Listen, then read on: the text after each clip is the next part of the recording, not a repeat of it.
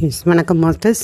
பிதாமகா பத்திரிஜிக்கு என்னுடைய நன்றி வணக்கத்தையும் தெரிவித்துக் கொண்டு, எல்லாம் வல்ல இறைவனுக்கும் என்னுடைய நன்றியும் வணக்கத்தையும் தெரிவித்துக் கொண்டு, இன்றைக்கி திருவருட் பயனில் அடுத்து 64வது குறள் என்னங்கிற பார்க்கலாம். அதற்கான தலைப்பு இங்கே என்ன கொடுத்துருக்காங்க, அருள் இருளை ஒக்கும் அப்படின்னு கொடுத்துருக்காங்க. ஸோ அதற்கான பாடல் என்ன அப்படின்னு பார்க்கும்போது, ஒளியும் இருளும் ஒருமைத்து பன்மை தெளிவு தெளியா செயல் அப்படின்னு இந்த பாடல் கொடுத்துருக்காங்க. ஸோ அதுக்கான பொருள் என்ன அப்படின்னு என்ன சொல்கிறாங்க அப்படின்னா, ஒளியும் இருளும் ஒரு வகையில் ஒத்த தன்மை உடையனவாம். நமக்கு கொஞ்சம் இது வித்தியாசமாக தெரியுது இல்லையா? ஒளியும் இருளும் ஒரு வகையில் ஒத்த தன்மை உடையனவாம். அதாவது சூரியனுடைய பேரொளியை நோக்கும் போதும் கண் தெரியாது. இப்போ நமக்கு சூரியனை நேராக நம்ம சூரிய ஒளியை நம்ம பார்த்தோம் அப்படின்னா கண்ணு கூசும், நம்மளால் பார்க்க முடியாது இல்லையா? கண்ணு தெரியாது. அதை சொல்கிறாங்க, சூரியனுடைய இந்த பேரொளியை நோக்கும் போதும் கண் தெரியாது, இருளிலும் கண் தெரியாது. அதனால தான் இங்கே ஒளியும் இருளும் ஒரு வகையில் அது ஒத்த தன்மை அப்படின்னு நமக்கு சொல்கிறாங்க. ஸோ இப்போ அதிக பவர் உள்ள லைட்டையும் நம்மளால் பார்க்க முடியுமா? பார்க்க முடியாது. அதே மாதிரி சூரியனுடைய பேரொளியை நம்ம பார்க்கும்போதும் நமக்கு கண் தெரியாது. அதே மாதிரி நமக்கு இருளையும் நமக்கு கண் தெரியாது. அப்போது இந்த ஒளி இருள் இந்த ரெண்டும் ஒரு வகையில் ஒத்தத்தன்மையுடையதாக இருக்குது இல்லையா? அது சொல்கிறாங்க. ஸோ ஒளியில் அழுந்திய போதும் இருளில் அழுந்திய போதும் கண் பிற பொருட்களை காண மாட்டாததாகிறது. இஃது ஒப்புமை. இனி இரண்டிடத்திலும் கண் செயலற்று விடினும், இந்த ரெண்டு இடத்துலையும் கண் பார்க்க முடியாமல் கண் செயலற்று விடினும் இரண்டும் ஒன்றாவது இல்லை. ரெண்டும் ஒன்று கிடையாது இல்லையா? ரெண்டுலேயுமே கண் பார்க்க முடியல, அது உண்மைதான். ஆனால் அந்த ரெண்டும் ஒரே விஷயமா ஒரே இதா அப்படின்னு பார்த்தா இல்லை. ஒன்று சூரிய ஒளி பேரொளி, இன்னொன்று இருள் அப்படிங்கிற ரெண்டு விஷயம் அங்கே இருக்குது இல்லையா? வேறு ஒரு போல் இல்லை. அப்போ அதைத்தான் அவங்க சொல்கிறாங்க. இனி இரண்டு இடத்திலும் கண் செயலற்று விடினும் இரண்டும் ஒன்றாவது இல்லை. இரண்டிற்கும் என்ன வேறுபாடு எனில், ஒன்று ஒளியால் நிகழ்கின்ற தெளிந்த நிலை. இப்போ ஞானம் அப்படின்னாலே அது தெளிந்த நிலை இல்லையா? திருவருள் அப்படிங்கிறது நமக்கு இந்த ஞானத்தில் கேட்டல், அப்புறம் சிந்தித்தல், தெளிதல் அப்படிங்கிற அந்த நிலை தான் திருவருள் நிலை இல்லையா? அப்போ அந்த தெளிதல் அப்படி ஒளியாய் நிகழ்கின்ற தெளிந்த நிலை அப்படின்னு அதை சொல்கிறாங்க. ஸோ அப்போ நம்ம திருவருளையே நம்ம ஒளின்னு தானே சொல்கிறோம். அருள் ஒளி அப்படின்னு நம்ம சொல்லுவோம், அருட்பிரகாசம்னு நம்ம சொல்கிறோம், சிவயோகம்னு சொல்கிறோம். இதெல்லாமே இந்த தெளிவுணர்வு, இந்த தெளிதல் வரக்கூடிய அந்த ஸ்டேஜில் உள்ளது தான் இதை சொல்கிறாங்க. ஸோ இங்கே ஒளியால் நிகழ்கின்ற தெளிந்த நிலை, மற்றொன்று இருளால் விளைகின்ற தெளியா நிலை அப்படின்னு காட்டுறாங்க நமக்கு. அப்போது ரெண்டுலேயுமே நமக்கு கண்ணு தெரியல. அதிக சூரியனுடைய அந்த பேரொளியை பார்க்கும்போதும் நமக்கு கண்ணு கூசுது, கண்ணு பார்க்க முடியாது, கண்ணு தெரியாது. அதே மாதிரி இந்த இருளையும் பாருங்கள், நமக்கு கண்ணு தெரியல. அப்போ அந்த ஒளி இருள் ஒரு வகையில் இது ஒத்தத்தன்மை உடையதாக இருந்தாலும் ரெண்டும் வேறு வேறு தான் இல்லையா? அப்போ அதுக்கு என்ன சொல்கிறாங்க, இந்த இரண்டுமே ஒன்று கிடையாது, ஒன்றாவது இல்லை. இரண்டுக்கு என்ன வேறுபாடுனா, ஒன்று ஒளியால் நிகழ்கின்ற தெளிந்த நிலை, ஒன்று நமக்கு ஒளியால் நிகழ்கின்ற தெளிந்த நிலை, மற்றொன்று இருளால் விளைகின்ற தெளியா நிலை அப்படின்னு ரெண்டு நிலையை சொல்கிறாங்க. ஓகேங்களா?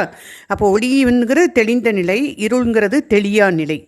சரி, இப்போ உலகத்தில் காணப்படும் ஒளி இருள் என்பவற்றின் தன்மைகளை ஓமை காட்டி திருவருள் ஒளி ஆணவ இருள் என்பவற்றின் தன்மைகளை பெற வைக்கிறார் ஆசிரியர். அப்படி தானே இங்கே சொல்லியிருக்காங்க நமக்கு. இப்போ உலகத்தில் காணப்படுகிற அந்த சூரியனுடைய பேரொளி இருள் அப்படிங்கிறத எதுக்கு ஓமை சொல்கிறாங்க? நம்முடைய திருவருள் ஒளி, இறைவனுடைய திருவருள் ஒளியும் ஆணவ இருள், நமக்குள்ளே இருக்கக்கூடிய ஆணவ இருள், அதுக்கும் அவங்க நமக்கு ஓமையை சொல்கிறாங்க. அருளோடு கூடி நிற்றல் ஒரு வகையில் இருளோடு கூடி நிற்றல் போலும் என்கிறார் ஆசிரியர். முதல்ல சொன்னாங்க இல்லையா, ரெண்டுக்கும் ஒரு ஒத்தத்தன்மை, ஒரு வகையில் ஒத்தத்தன்மை இருந்தாலும் ரெண்டு வேறு வேறு அப்படின்னு சொன்னாங்களே, அது சொல்கிறாங்க. ஆன்மா ஆணவ இருளில் கிடக்கும் நிலை கேவலம் என்பதும் திருவருள் ஒளியில் நிற்கும் நிலை சுத்த நிலை என்பதும் நாம் அறிந்தது. இப்போ நமக்கு முன்னாடியே நம்ம உண்மை விளக்கத்திலே பார்த்துருப்போம். ஆணவ இருளில் இந்த ஆன்மா கிடக்கும்போது அதனுடைய அந்த நிலை கேவல நிலை. அது ஒன்றும் அறியாமையில் இருக்குது இல்லையா, கேவல நிலை. அதே நேரத்தில் திருவருள் ஒளியில் நிற்கக்கூடிய நிலைக்கு பேர் சுத்த நிலை. மொத்தம் 3 நிலைகள் இருக்குது. ஒன்று கேவல நிலை, இன்னொன்று சகல நிலை, 3வது அந்த சுத்த நிலை.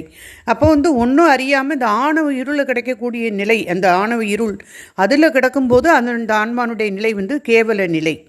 ஆனால் திருவருள் ஒளியில் நிற்கும்போது அதனுடைய நிலை என்ன அப்படின்னா சுத்த நிலை அப்படின்னு சொல்கிறாங்க. அந்த திருவருள் ஒளியில் நிற்கும் நிலை சுத்த நிலை என்பதும் நாம் அறிந்தது.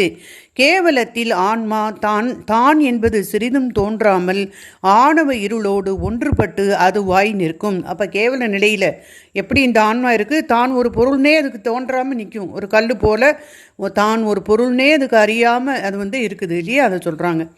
கேவலத்தில் ஆன்மா, அதாவது கேவல நிலையில் ஆன்மா தான் என்பது சிறிதும் தோன்றாமல் ஆணவ இருளோடு ஒன்றுபட்டு அதுவாய் நிற்கும். உறக்கம் என்பது ஒரு வகையில் கேவல நிலைதான். இப்போ நம்ம உறங்குறோம் இல்லையா, அதுவும் கேவல நிலை தான். ஏன்னா அப்பவும் அறியாமை. இப்போ நம்ம உறங்கும்போது வெளியே நம்ம உலகத்தில் நம்ம சுற்றி உள்ள உலகத்தில் இடத்துல என்ன நடக்குன்னு நமக்கு தெரியுமா, உறக்கத்தில் தெரியாது நமக்கு. அப்போ அதுவும் அறியாமை, அதுவும் கேவல நிலை. அப்போ அந்த உறக்கம் என்பது ஒரு வகையில் கேவல நிலைதான். உறக்கத்தில் நாம் இப்படித்தானே நம்மை நாம் அறியாமல் அழுந்தி கிடக்கிறோம். இந்த உறக்க நிலையை வைத்து அந்த கேவல நிலையை ஒருவாறு விளங்கி கொள்ளலாம். அப்போ கேவலத்தில் இந்த ஆன்மா தான் என்பது சிறிதும் தோன்றாமல் அந்த ஆணவ இருளோடு ஒன்றுபட்டு நிற்கிது. அதே மாதிரி உறக்கம் என்பதும் கேவல நிலைதான். ஏன் உறக்கத்தில் நாம் இப்படித்தானே நம்மை நாம் அறியாமல் அழுந்தி கிடக்கிறோம் அப்படின்னு சொல்கிறாங்க.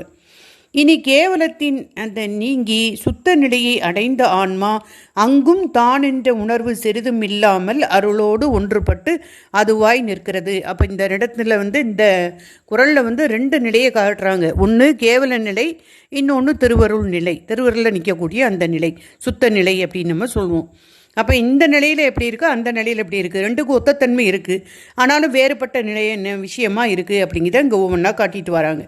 அப்போது இந்த கேவலத்துலேயும் ஆன்மா தான் என்பது சிறிதும் தோன்றாமல், தான் ஒரு பொருள்னே அதுக்கு தெரியல, தோன்றாமல் அது ஆணவ இருள ஒன்றுபட்டு அதுவாக நிற்கிது இல்லையா.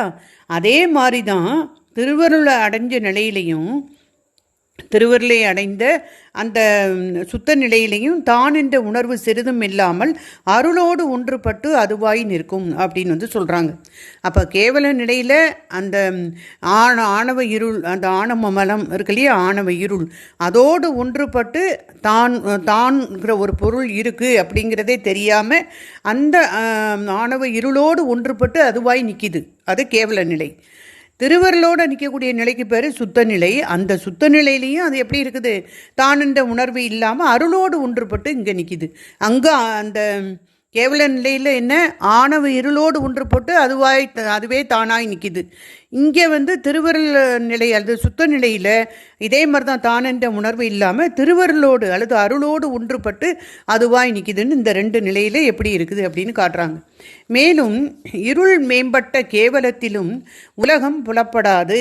அப்போ கேவல நிலையிலையும் உலகம் புலப்படாது. என்ன, அறியாமை, அந்த ஆணவ இருள் இருக்குது, அதனால அறியாமையில் இருக்கிறதுனால அந்த உலகம் புலப்படாது. அதுபோல அருள் மேம்பட்ட அந்த சுத்தத்திலும் உலகம் வேறாய் புலப்படாது. இவ்வாறு 2ற்கும் உள்ள ஒற்றுமையை இங்கு குறிப்பிடுறாங்க. ஓகேங்களா. அப்போ இந்த கேவல நிலையில் இருக்கக்கூடிய அந்த ஆன்மாக்களுக்கும் இந்த உலகம் புலப்படாது. அதே மாதிரி அருள் மேம்பட்ட அந்த சுத்த நிலையிலையும் இந்த உலகம் வேறாய் புலப்படாது அப்படின்னு அவங்க சொல்கிறாங்க. சரிங்களா. அப்போ இது 2க்குள்ள ஒற்றுமை மாதிரி அதை காட்டுறாங்க.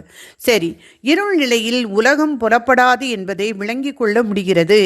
அருள் நிலை, அப்போ இருள் நிலையில் அந்த ஆணவ இருள் இருக்கும்போது அந்த அறியாமை இருக்கிறதுனால இந்த உலகத்தை அதால் புரிஞ்சுக்க முடியாது, அல்லது உலகம் அதுக்கு புலப்படாதுன்னு நம்ம சொல்ல முடியும். ஆனால் அருள் நிலையிலேயும் இந்த உலகம் வேறாக அது புலப்படாதுன்னு சொல்கிறீங்களா, அது எப்படின்னு ஒரு கேள்வி வருது. அருள்நிலையில் ஞானியருக்கு உலகம் காட்சிப்படாது என்பதை எப்படி விளங்கி கொள்வது? இப்போ அருள்நிலை அப்படின்னு சொல்லும்போது ஞானியர்கள் இருக்காங்க இல்லையா, திருவருள் நிலையில் இருப்பாங்க இல்லையா, அந்த ஞானியருக்கும் இந்த உலகம் காட்சிப்படாதுன்னு சொல்கிறீங்களே, அது எப்படி அப்படின்னு ஒரு கேள்விக்கு பதில் சொல்கிறாங்க. அவர்களும் நம்மை போல உண்டு உடுத்து உலகில் வாழ்கிறார்களே, அவர்களுக்கு எப்படி உலகம் காட்சிப்படாது போகும் என்று கேட்கலாம். நம்மளை மாதிரி தானே அவங்களும் உண்டு உடுத்து வாழ்ந்துட்டு இருக்காங்க. அப்படி ஆனாலும் அவங்களுக்கு இந்த உலகம் புலப்படான்னு சொல்கிறீங்களே, அது எப்படின்னு கேட்குறாங்க. ஞானிகளுக்கு உலகம் காட்சிப்படாது என்பதனுடைய கருத்து உலக பொருட்கள் தனி முதலாய் அவர்களுக்கு காட்சிப்படுவது இல்லை என்பதாகும். அப்போ இந்த உலகத்தினுடைய பொருட்கள் எல்லாமே தனி முதலாய் அவர்களுக்கு காட்சிப்படுவது இல்லை. அப்பொருட்களிடத்திலே அவர்கள் சிவத்தையே எப்பொழுதும் கண்டு கொண்டு இருப்பர். அவங்க உலகத்தில் இருக்கக்கூடிய இந்த பொருட்களை எல்லாம் அவங்க இந்த பொருள் நம்ம அப்போ பார்க்குற மாதிரி இந்த பொருள் அது அந்த பொருள் இவன் இவன் இவன் அவன் அது அவன் அப்படிலாம் நம்ம பார்த்துக்கோம் இல்லையா, வேறுபாடோட நம்ம பார்க்குறோம் இல்லையா, அந்த ஒரு என்ன சொல்கிறது, அந்த ஒரு பெர்செப்ஷன் அவங்களுக்கு இருக்காது. அவங்க என்ன பண்ணுறாங்க, எல்லா பொருளையும் சிவத்தை பார்க்குறாங்க அவங்க எல்லாம். ஓகே, அதை தான் சொல்கிறாங்க. அப்பொருள்களிடத்திலே அவர்கள் சிவத்தையே எப்பொழுதும் கண்டு கொண்டு இருப்பர். ஆதலால் அப்பொருட்கள் வேறாய் நின்று தம் இயல்பை காட்டி அவர்களை மயக்குவது இல்லை. ஆனால் இப்போ நமக்கெல்லாம் பொருட்கள் நம்மளை மயக்குது இல்லையா, வேறா காட்டி மயக்குது. அது நிலையில்லாத இருந்தால் கூட நிலையானது நினச்சி அந்த மயக்கத்தில் நம்ம பற்று வச்சு அந்த விருப்பப்பட்டு அந்த ஆசையில் போய் நம்ம இந்த பொருட்களை அடையணும்னு நாம் அதில் போய் அடைந்தி நம்ம ஆசைப்படுறோம் இல்லையா. அப்போ அந்த பொருட்கள் வேறாய் தான் அதனுடைய இயல்பை நமக்கு காட்டி நம்மளை மயக்க செய்யுது. ஆனால் இந்த உலகத்தில் இருக்கக்கூடிய அந்த மற்ற பொருட்களோ அந்த உலகமோ அவங்களும் மயக்காது. ஏன்னா எல்லா பொருட்கள்லையுமே அவங்க சிவத்தை மட்டும்தான் பார்க்காங்க அப்படின்னு சொல்லுவாங்க. ஞானியர்கள் சிவத்தையே பார்ப்பாங்க. ஆதலால் பொருட்கள் வேறாய் நின்று தம் இயல்பை காட்டி அவர்களை மயக்குவது இல்லை. இது பற்றியே அவர்களுக்கு உலகம் காட்சிப்படாது என்று சொல்லப்படுகிறது. இவ்வுண்மையை அருளாளர் வாழ்வில் அனுபவ முறையில் நாம் காணலாம் அப்படின்னு இந்த அருளாளருடைய வாழ்வில் நடந்த ஒரு நிகழ்ச்சியை நமக்கு சொல்ல போகிறாங்க. அப்போ இந்த குறளை பொறுத்தவரை என்ன சொல்கிறாங்க அப்படின்னா, இந்த கேவல நிலையிலும் ஆன்மாவினுடைய நிலை எப்படி இருக்குது, சுத்த நிலையிலையும் ஆன்மா நிலை எப்படி இருக்குது. ஆனால் சில ரெண்டு விஷயங்களில் இங்கே ஒரு தன்மை ஒத்த தன்மையுடையதாக இருக்குதுன்னு காட்டுறாங்க. அப்போ கேவல நிலை அப்படின்னு எடுத்துக்கிட்டாலும் அந்த நேரத்துலேயும் இப்படி ஆன்மா அந்த அதுக்கு என்ன அப்படின்னா, அந்த தான் என்ற உணர்வு அங்கே இல்லாமல் கேவலத்தில் தான் ஒரு பொருள்னே அதுக்கு தெரியாமல் ஆணவ இருள ஒன்றுபட்டு அதுவாகவே அது நிற்கிது. அதே மாதிரி தான் அந்த திருவருள் நிலையிலையும் இருக்கும்போது அல்லது அந்த சுத்த நிலையிலையும் தான் என்ற உணர்வு சிறிது இல்லாமல் அருளோடு ஒன்றுபட்டு நிற்கிது. ஓகேங்களா, அது ஒன்று. ரெண்டாவது என்ன சொல்கிறாங்க, இந்த இருள் மேம்பட்ட அந்த கேவல நிலையில் அந்த ஆன்மாக்களுக்கு உலகம் புலப்படாது. அதே மாதிரி அருள் மேம்பட்ட அந்த சுத்த நிலையிலையும் உலகம் அவங்களுக்கு வேறாய் புலப்படாது அப்படின்னு சொல்கிறாங்க. ஆனால் எப்படி அவங்களுக்கு புலப்படாதுங்கிற கருத்தை நமக்கு சொல்கிறாங்க. இப்போ நம்ம இருள் வயப்பட்டு இந்த ஆணவ மரத்தில் இருக்கும்போது அறியாமையில் இருக்கும். அப்போ இந்த உலகம் நமக்கு புலப்படாது இல்லையா. ஆனால் அவங்க திருவருள் நிலையில் வந்துட்டாங்க, அவங்க திருவருள் நிலையில் நிற்கிறாங்க, இந்த சுத்த நிலையில் இருக்காங்க. அவங்களுக்கு இந்த உலகம் வேறாய் அது புலப்படாதுன்னு சொன்னால் அதனுடைய கருத்து என்ன அப்படின்னு சொல்கிறாங்க. ஏன்னா இந்த உலகத்தில் பார்க்கக்கூடிய இந்த பொருட்கள் இருக்கக்கூடிய உலகத்தில் உள்ள விஷயங்கள் பொருட்கள் எல்லாமே அவங்கள மயக்காது. அதாவது அது தன்னை பற்றியுள்ள இந்த வேறான ஒரு தம் இயல்பை வேறாய் நின்று அது தம் இயல்பை காட்டி அவங்கள மயக்காது. ஏன்னா அவங்க எல்லா பொருட்களையுமே அவங்க சிவத்தை தான் பார்க்காங்க. ஆனால் நாம் அப்படி இல்லை. நமக்கு வேறுபாடு இது பொன்சட்டி, இது வெள்ளிச்சட்டி, இது சில்வர் பாத்திரம், இப்படி எல்லாமே நமக்கு வெவ்வேறு இயல்பு அந்த பொருள் நமக்கு காட்டி நம்மளை மயக்குது. ஆனால் அந்த ஞானியருக்கு அந்த மயக்கம் இல்லை, அது மயக்குவது இல்லை. ஏன்னா எல்லாமே அவங்க சிவமாக தான் அவங்க பார்க்குறாங்க அப்படின்னு அவங்க சொல்கிறாங்க. சரிங்களா. அப்போ இது பற்றியே அவர்களுக்கு உலகம் காட்சிப்படாது அப்படின்னு சொல்லியிருக்காங்க. இந்த உண்மையை அருளாளர் வாழ்வில் நடந்த ஒரு அனுபவ முறையில் சொல்கிறாங்க. என்னன்னு பார்ப்போம். மயிலையில் ஞான சம்பந்தர் இறந்து போன பூம்பாவையை எழுப்பினார். இப்போ மயிலையில் அந்த ஞான சம்பந்த பெருமான் இறந்து போன பூம்பாவையை, இந்த கதை உங்களுக்கு தெரிஞ்சிருக்குன்னு நினைக்கிறேன். இந்த பூம்பாவையை அவர் எழுப்பினார். அப்போ மட்டிட்டே என தொடங்கும் திருப்பதிகத்தை பாடி நிறைவு செய்த அளவில் என்பும் சாம்பலும் நிறைந்த அந்த குடத்தினின்றும் தாமரை மலரிலிருந்து எழுவாளை போன்று பூம்பாவையார் 12 ஆண்டு அளவு வளர்ச்சியுடன் எழுந்தார். அப்போ இந்த ஞானசம்பந்தர் மயிலையில் இறந்து போன அந்த பூம்பாவை அப்படிங்கிற அந்த பெண்ணை அவர் எழுப்புறார் இந்த பெண்ணை. அப்போ அந்த மட்டிட்டேங்கிற தொடங்கக்கூடிய அந்த திருப்பதிகத்தை அவர் பாடி தான் இந்த மாதிரி பூம்பாவையை எழுப்பியிருக்காரு. அப்போ எப்படி அவள் வந்தாலாம் அந்த பூம்பாவை,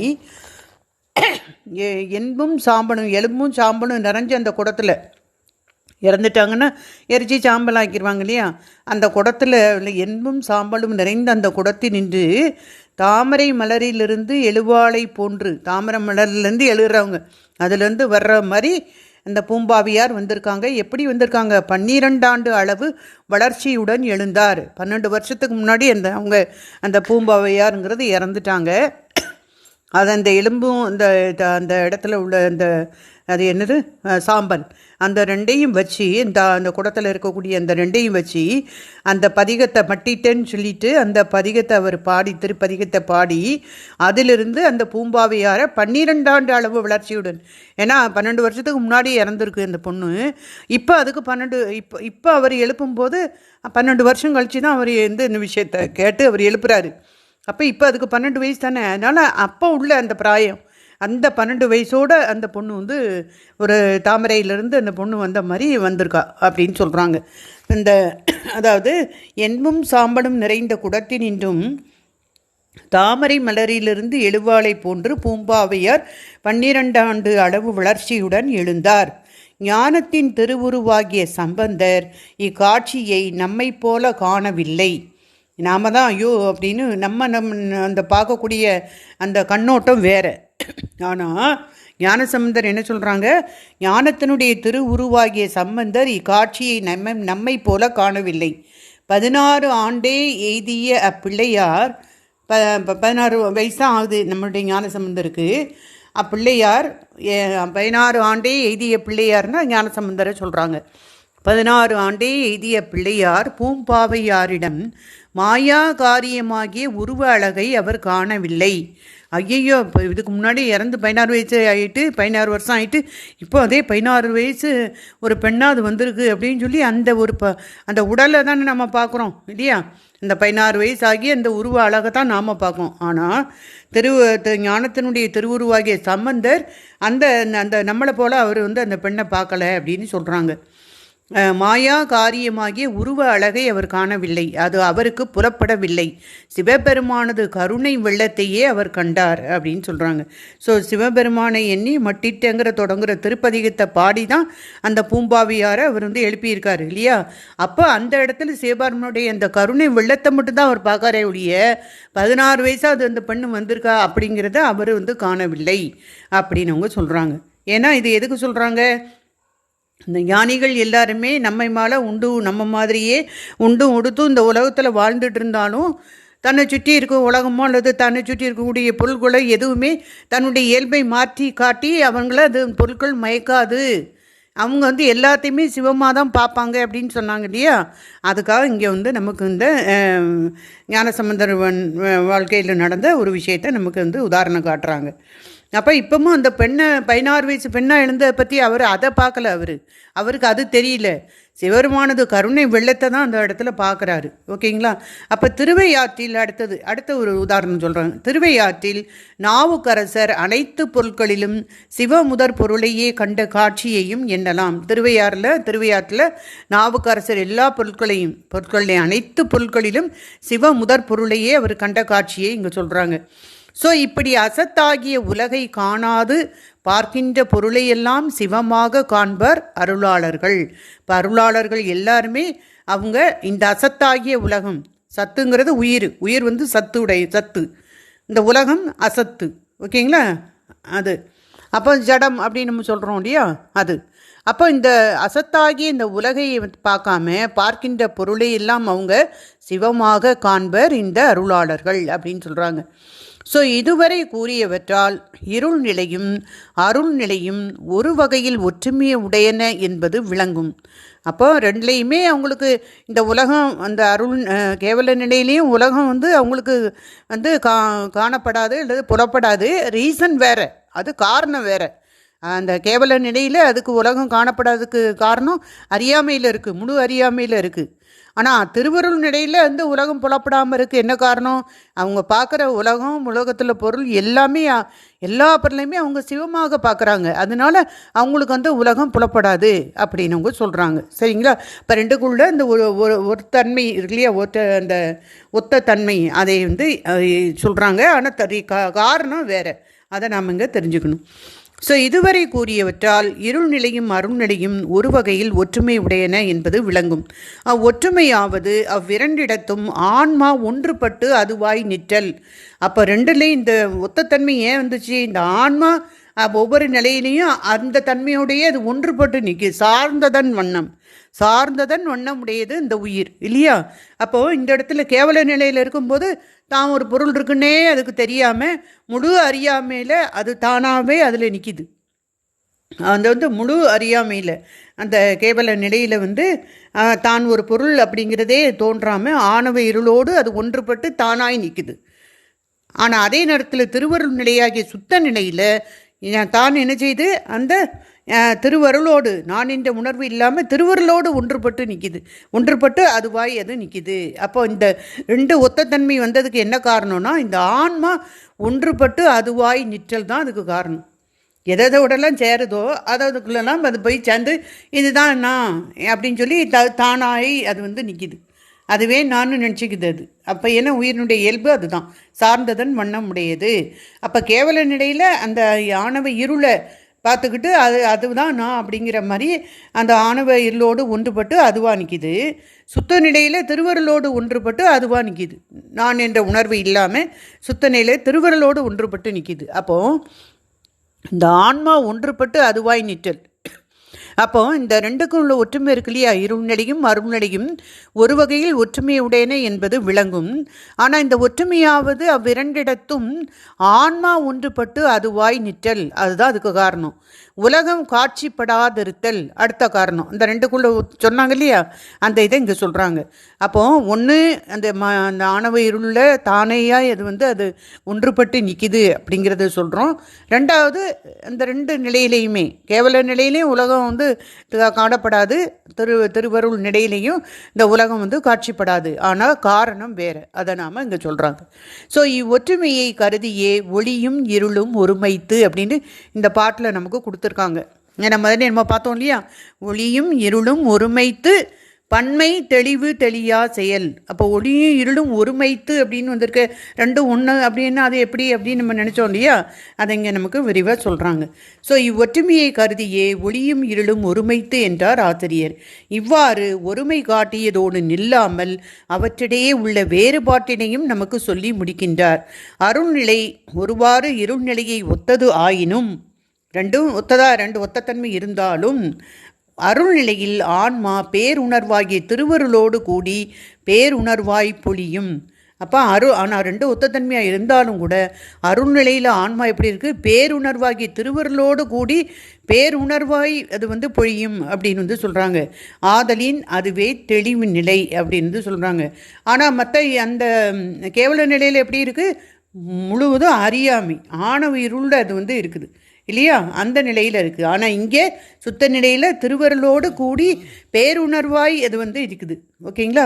அப்போ அதை தான் தெளிவு, பேருணர்வாகி திருவருளோடு கூடி பேருணர்வாய் பொழியக்கூடிய அந்த சுத்த தெளிவு நிலையில் இருக்குது. மற்ற எது தெளியா நிலை என்று தெரிவிக்கின்றார். அப்போ எது கேவல நிலைங்கிறது தெளியா நிலை, நம்ம சுத்த நிலை அல்லது திருவருளோடு கூடியிருக்கக்கூடிய அந்த நிலை என்னது அப்படின்னா தெளிவு நிலை அப்படின்னு சொல்கிறாங்க. ஓகேங்களா மாஸ்டர்ஸ்? அப்போ இந்த ரெண்டு நிலையை பற்றி இங்கே நமக்கு எடுத்து காட்டியிருக்காங்க. கேவல நிலையும் அந்த சுத்த நிலை, திருவருளில் அடங்கி இருக்கக்கூடிய அந்த சுத்த நிலை, இந்த ரெண்டுக்கும் உள்ள ஒத்தத்தன்மை என்ன, அந்த ஒத்தத்தன்மைக்கான காரணம் என்ன, அந்த ரெண்டு நேரத்துலையும் ஆன்மா எப்படி இருக்குது, ரெண்டுக்குள்ள காரணம் என்ன அப்படிங்க. அப்புறம் அதுக்கான உதாரணமும் நமக்கு காமிச்சிருக்காங்க. அருளாளர்கள் அவங்க எப்படி இந்த உலகத்தையும் பொருளையும் அவங்க சிவமாகவே பார்த்தாங்க அப்படிங்கிறதுக்கு நமக்கு எடுத்துக்காட்டும் அவங்களுடைய வாழ்க்கை, அருளாளருடைய வாழ்க்கையை நமக்கு சொல்லி எடுத்துக்காட்டி விளக்கியிருக்காங்க. Okay masters, thank you masters.